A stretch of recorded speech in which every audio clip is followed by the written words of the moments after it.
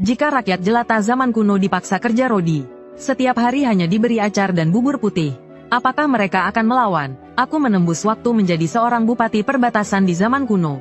Namun sistem sampah hanya memberiku bubur putih tanpa batas, acar dan mie instan. Maka setiap hari aku memaksa rakyat kerja rodi bekerja sesuai jam yang ditentukan, pulang tepat waktu. Siapa berani lembur langsung kupukul. Bukan saja tidak diberi satu keping upah pun. Setiap makan hanya ada acar dengan bubur putih. Bahkan sesekali baru ada 1-2 kali mie sapi rebus. Kupikir mereka akan segera memberontak. Namun sejak hari pertama, semua orang justru ramai berbisik. Apakah ini makan terakhir dalam hidup kami? Sampai hari ketiga mereka kembali berbisik. Setiap makan selalu ada daging rebus. Apakah Tuan ingin menggemukkan kami lalu membunuh kami? Sampai hari ketujuh, banyak orang datang ke hadapanku menyatakan sikap. Tuan silakan bilang ingin membunuh siapa. Nyawa kami semua adalah milik Tuan.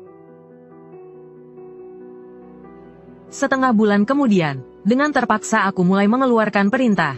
Jangan terus mengisi perut seperti itu. Dan kalian yang di sana juga. Tengah malam tidak tidur, belajar berkokok ayam untuk apa?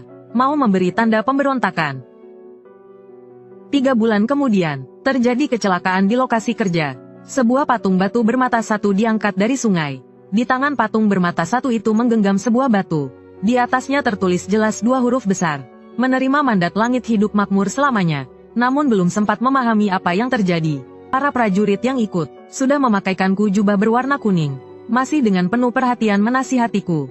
Kakak besar cuaca sudah dingin. Pakai baju lebih tebal. Aku menatap jubah kekaisaran di tubuhku. Hanya bisa tertawa getir. Kalian benar-benar menyusahkan aku. Aku ini pejabat setia. Ternyata begitu menembus waktu aku langsung dijebak orang licik. Setelah diturunkan jabatan masih dihukum cambuk 50 kali. Akhirnya dipindahkan ke perbatasan dataran tinggi Tanah Kuning menjadi bupati. Saat aku mengira pasti akan mati, tiba-tiba sistem logistik terkuat pun aktif. Awalnya aku sempat berpikir, sistem ini bisa memberiku pesawat dan meriam. Namun 3 kali undian pertama, yang ku dapat hanya nasi poria acar dan obat bayau Yunan. Aku kecewa setengah mati, namun sistem mengatakan bisa menjatuhkan barang tanpa batas di lokasi tertentu. Begitu mendengar ini, aku langsung tertawa terbahak-bahak. Alasan aku begitu senang, adalah karena sebelum menembus waktu, aku pernah membaca sebuah postingan di internet.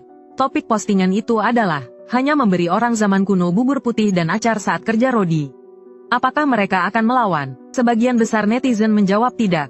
Bahkan ada netizen iseng bercanda mengatakan cukup bubur putih dan acar. Asal dibuat kenyang buburnya lebih kental sedikit. Acar disiram sedikit minyak wijen. Jangan bilang kerja rodi atau wajib militer. Bahkan jika disuruh membangun tembok besar sampai Eropa, mereka juga tidak akan mengeluh setengah kata pun.